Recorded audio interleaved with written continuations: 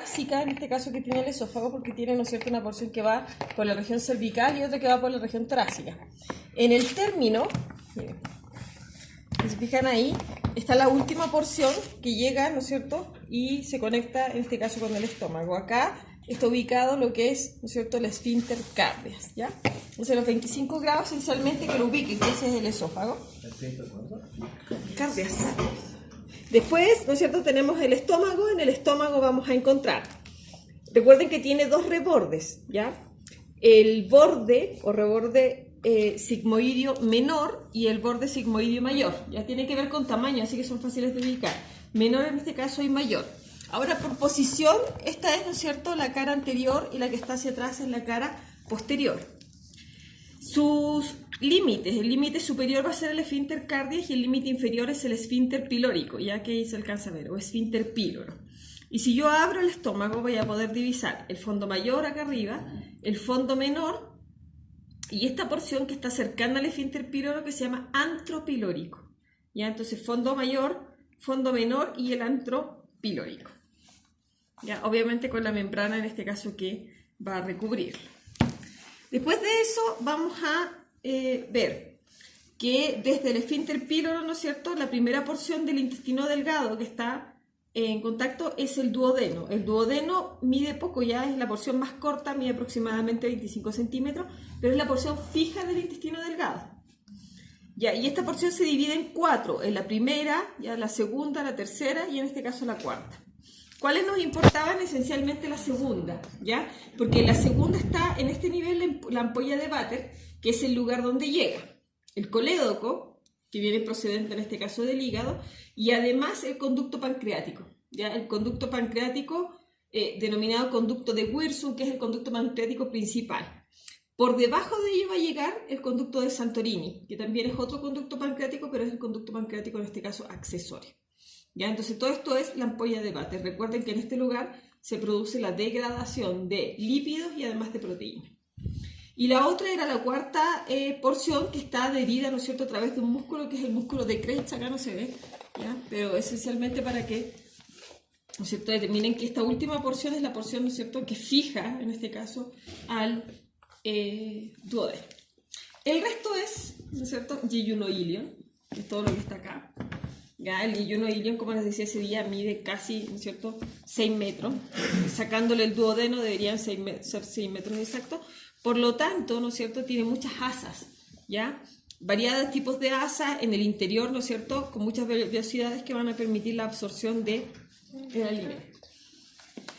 Después, la comunicación entre el intestino delgado y el intestino grueso se hace a través de la válvula iliocecal, ¿ya? Entonces vamos a tener la válvula iliocecal y desde allí ya se va a continuar como intestino grueso, ¿ya? En el intestino grueso van a encontrar lo que está acá abajo, que es el ciego, ¿ya? Y por acá atrás se ve el apéndice iliocecal o apéndice vermicular, que en el fondo es el apéndice que todos conocemos, ¿no es cierto?, que es ese que está ahí, ¿ya? Entonces vamos a encontrar, acá también, estos también se ven, ¿ya? Esencialmente ahí, que es, ¿no es cierto?, la válvula iliocecal, el ciego, el apéndice, en este caso vermicular. Ahora por porciones. La porción la porción que sube es el colon ascendente, el colon transverso, el colon descendente y este que es el colon sigmoideo, que si se dan cuenta tiene una forma que es mucho más, ¿no es cierto?, sigmoides, que va a bajar. Ahora, el colon además tiene triangulaciones y ese día no les había dicho, pero estas cintillas musculares se llaman tenias. Ya, las tenias, que son cintillas musculares, van a permitir, porque recuerden que el intestino grueso lo que hace es absorber agua. Y como absorbe agua, forma las heces. Entonces las triangulaciones le van a ir dando forma a las heces, pero para que se puedan mover, vamos a tener estas tenias. Son una por anterior y dos por posterior. Entonces las tenias, como son musculares, van a ir permitiendo, ¿no es cierto?, que el contenido fecal avance y llegue hasta el recto, ¿ya? Así que ojo, porque ahí se ven, ¿no es cierto?, las tenias. Así se las pregunto, ya, las tenias. Y después tenemos, ¿no es cierto?, la última porción. Yo acá se las saqué algunas piezas, que está formada, bueno, esta es la última porción del intestino grueso. Y después del intestino grueso vamos a encontrar el recto, ¿cierto? Recto que también está altamente irrigada. Acá es donde se producen las hemorroides que me preguntaban el otro día. No son anales las hemorroides, sino que las hemorroides son generalmente del recto, algunas veces se exteriorizan, sí. Ya crecen tanto que salen, por eso uno las ve a nivel, ¿no es cierto?, del ano. Y el ano, ya el ano con su recubrimiento, en este caso entérico. Este es de... este también es de mujer. Da uno por uno. La diferenciación, ¿ya? Como es un recto en este caso que es de mujer, ¿no es cierto? La porción que es posterior, ahí, bueno, está el útero, la vejiga, ¿no es cierto? Y ahí se alcanza a ver el recto. En cambio, en el hombre tiene mucho más espacio, ahí está la vejiga, la próstata, ¿no es cierto? Y por detrás de la próstata, en este caso, vamos a encontrar directamente el recto, ¿ya? Ahora, ojo, las comunicaciones que existen, ¿no es cierto?, van a depender porque esto tiene una gran cantidad de contenido, ¿ya? Por ejemplo, cada vez que necesitamos orinar, la vejiga aumenta su tamaño. Cada vez que necesitamos ir al baño, ¿no es cierto?, el recto también va a aumentar el tamaño. En el caso de los hombres no es mucha la complicación porque tenemos vejiga y recto nomás, entonces funcionan a la par, pero nosotros, las mujeres, además tenemos el útero acá. Entonces, el útero muchas veces durante el periodo regular, ¿no es cierto?, muchas veces aumenta el tamaño porque aumenta el endometrio, ¿no es cierto?, antes, por ejemplo, del periodo menstrual. Pero cuando estaba embarazada, todo esto le va a quitar espacio al recto y específicamente a la vejiga. Por eso las embarazadas van tanto al baño, ¿ya? Así que ojo con eso. Y lo otro son las glándulas, en este caso salivales. Acá sí se ven todas, ¿ya? Ahí está la glándula parótida. Recuerden que las glándulas salivales lo que producen es amilasa salival y lipasa salival, que son degradadores de carbohidratos y además de lípidos. Ya, ahí se ve la glándula parótida con el conducto, que es el conducto de Stenone. Ya, aquí se alcanzan a ver. La glándula submaxilar, acá el conducto no se ve porque va hacia adentro. Recuerden que es el conducto de Wharton.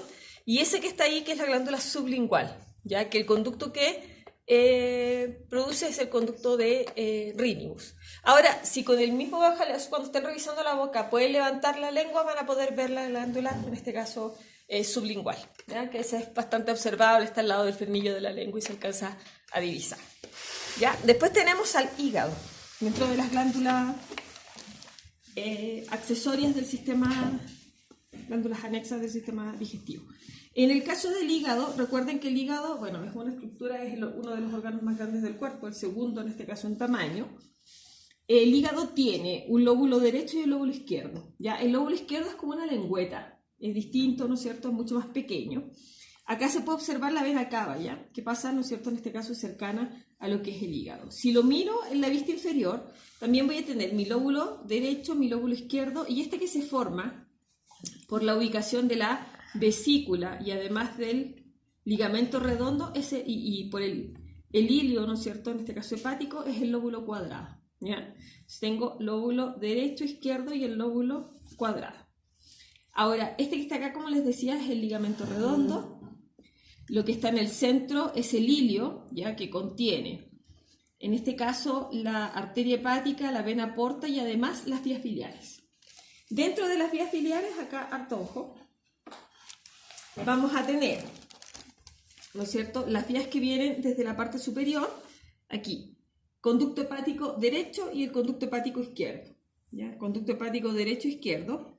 Después se unen con el conducto cístico. El conducto cístico viene desde la vejiga, o sea, de la vesícula, ¿ya? Entonces tengo conducto hepático derecho, conducto hepático izquierdo, conducto cístico, y cuando se unen los tres, ¿no es cierto?, forman el colédoco. Entonces este que tengo acá abajo es colédoco, ¿ya? Conducto hepático derecho, izquierdo, cístico y colédoco.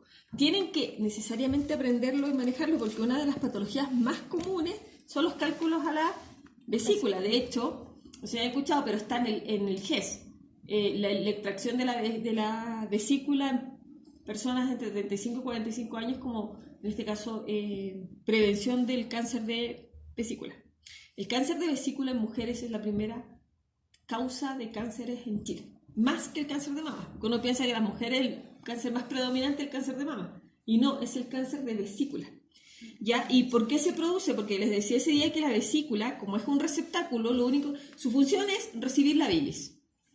El hígado produce la bilis, la manda a la vesícula, y la vesícula cada vez que comemos y se liberan, en este caso, colecistoquinina y secretina, que es lo que habíamos visto en endocrino, manda la señal para que la vesícula se comprima, libere la bilis, ¿no es cierto? Pasa por el conducto cístico, desde allí llega al colédoco, del colédoco va al esfínter de Oddi y aparece en el duodeno y cumple su función. ¿Cuál es el problema? Que la vesícula produce muchos cálculos y esos cálculos pueden ser de cristales de bilis, porque la bilis se cristaliza, o también de triglicéridos. Cuando los triglicéridos son muy altos, tienden a formar cálculos. Ahora, cuando el cálculo es grande, generalmente cada vez que la vesícula se comprime, el cálculo llega acá, tapa el conducto, entonces como el líquido no puede salir y la compresión está, produce una inflamación que es crónica de la vesícula.